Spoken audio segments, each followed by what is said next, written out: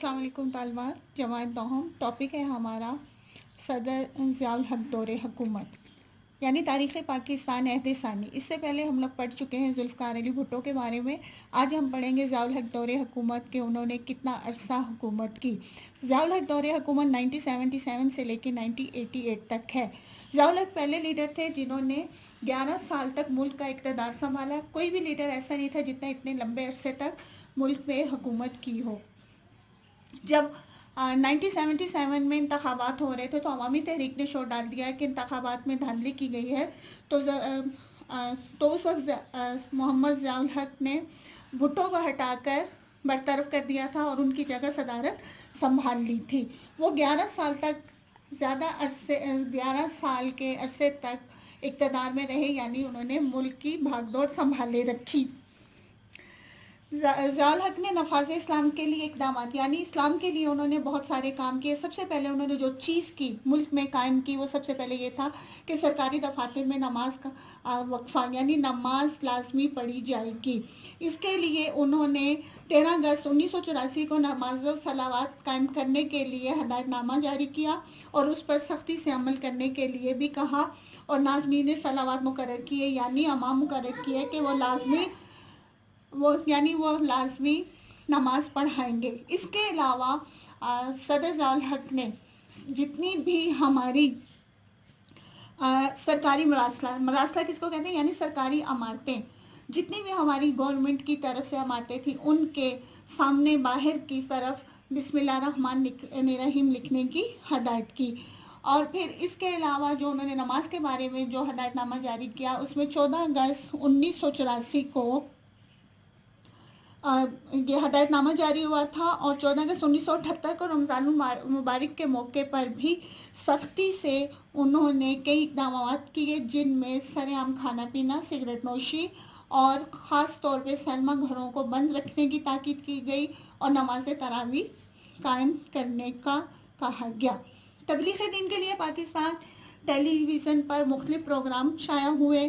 اس کے علاوہ حج کی سہولتوں کو بہتر بنانے کے لیے کئی اقدامات کیے گئے. ہر سال حج کانفرنس بلائی جاتی تھی جس میں حج کے انتظامات کا جائزہ لیا جاتا تھا. ذات دور کا سب سے اہم کام جو تھا حدود آرڈیننس کا نفاذ تھا. اس آرڈیننس کے مطابق ان 4 سزاؤں کو نافذ کر دیا گیا جن میں قرآن مجید میں صراحت کے ساتھ تعین کیا گیا ہے. اس میں چوری، زنا، شراب نوشی اور جھوٹی تہمت لگانے کی سزائیں شامل ہیں. ضیاء نے سب سے زیادہ جس چیز پر قائم کیا وہ تھا حدود آرڈیننس یعنی جو سزائیں مقرر کی گئی ہیں ان کو مکمل کیا جائے گا، ان پہ عمل کیا جائے گا. اور وہ سزائیں کون سی تھیں؟ جن میں جھوٹ بولنا، اگر کسی نے چوری کی ہے تو اس کو اس کی سزا ملے گی، زنا، شراب نوشی اور جھوٹی الزامات لگانے کی سزائیں، اور اس پر عمل بھی کیا گیا. 15 جون 1988 کو ضیاء الحق نے شریعت آرڈیننس بھی جاری کیا تھا جس کی وجہ سے شریعت کا ملک کا اعلیٰ ترین قانون یعنی 1988 میں ملک میں قانون بھی قائم کر دیا گیا جس پر عمل کرنا لازمی قرار دیا گیا. زکوٰۃ و عشر کے نظام کو بہتر بنایا گیا. زکوٰۃ و عشر کیا؟